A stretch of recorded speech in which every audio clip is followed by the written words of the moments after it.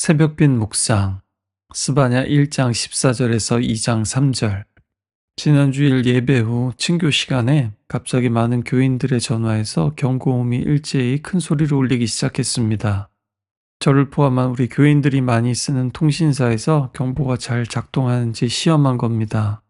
저는 미리 알고 있었기 때문에 염려하지 마시라고 안내를 드렸죠. 그런데 만약 이게 실제 상황이었다면 마치 전쟁이나 폭격 비상경보나 쓰나미 경보라면 어땠을까요? 우리는 생각보다 아무 준비도 되어 있지 않았을 겁니다. 얼마 전 일본에서 또다시 안타깝게도 쓰나미가 발생했었는데요. 사람들이 높은 옥상으로 대피를 했는데 우리 교회 주변에 바로 떠오르는 높은 건물도 없었습니다. 지하 대피소나 벙커도 떠오르지가 않고요. 다행히 이것은 실제 상황이 아니었죠. 하지만 오늘 스바냐는 이거 연습이니까 걱정 말라고 한 게 아닙니다. 진짜 곧 닥쳐올 전쟁과 재앙에 대해서 예언하고 있습니다. 그날이 오고 있다. 여호와의 큰 날이 가까이 왔다. 아주 빨리 오고 있다. 실제로 바벨론의 침략과 예루살렘 파괴라는 역사의 무거운 심판이 다가오고 있었습니다. 진짜 비상경보, 사이렌이 울리고 있는 겁니다. 아모스 선지자가 여호와의 날은 빛이 아니라 어둠이다 라고 선포하기 전까지 이스라엘 사람들은 그 날을 매우 좋은 날, 구원과 승리의 날로만 알았습니다.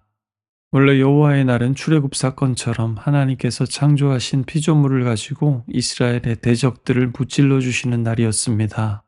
그러나 이제는 나팔과 전쟁의 함성 소리가 들리는데 하나님께서 끊임없이 범죄한 자신의 백성들을 상대로 싸우시는 겁니다.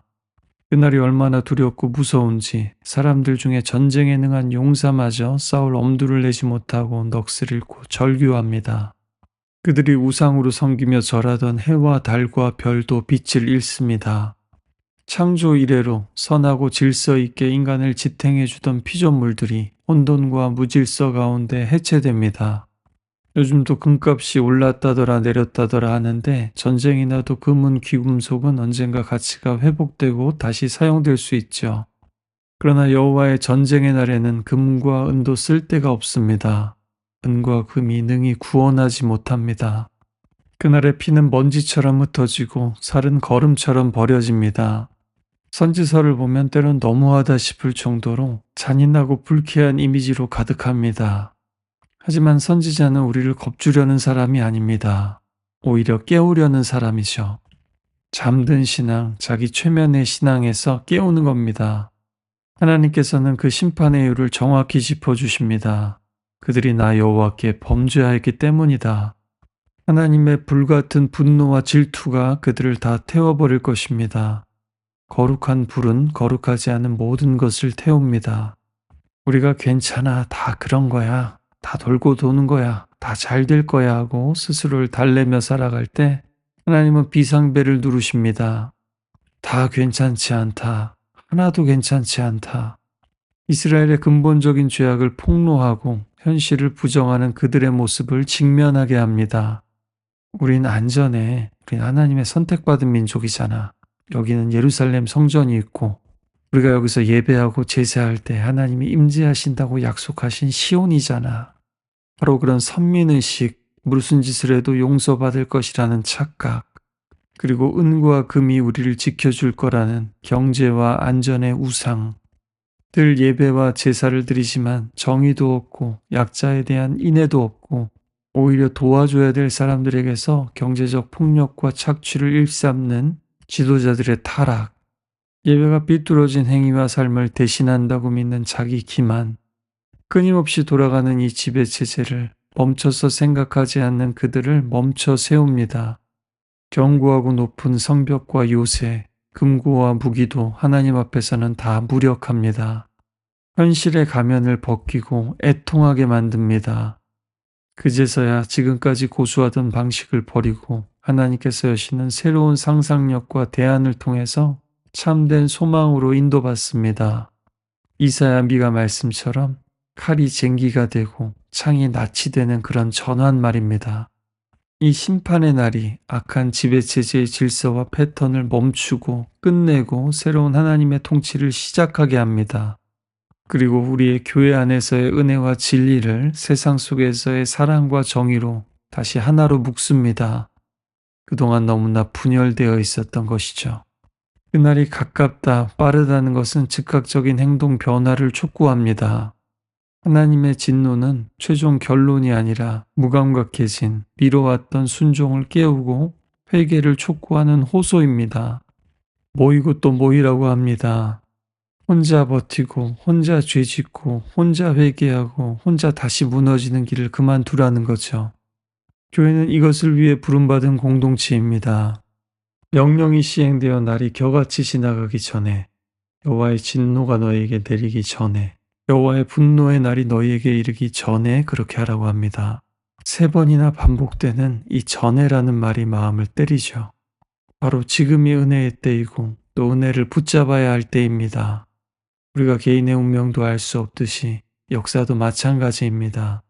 나중은 없습니다. 더 늦기 전에 지금 여호와를 찾아야 합니다. 여호와를 찾고 공의를 찾고 겸손을 찾으라고 합니다.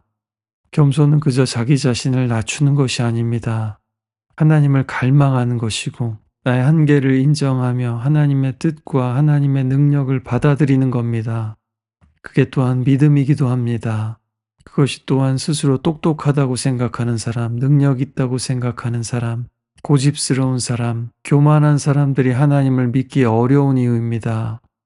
스바냐는 이 약속도 겸손하게 말합니다. 혹시 숨김을 얻으리라. 오만한 신념과 확신이 아니라 겸손한 소망입니다. 스바냐의 이름 뜻이 하나님께서 숨기셨다, 보호하셨다라는 뜻입니다. 이것이 스바냐가 들려주는 복음입니다.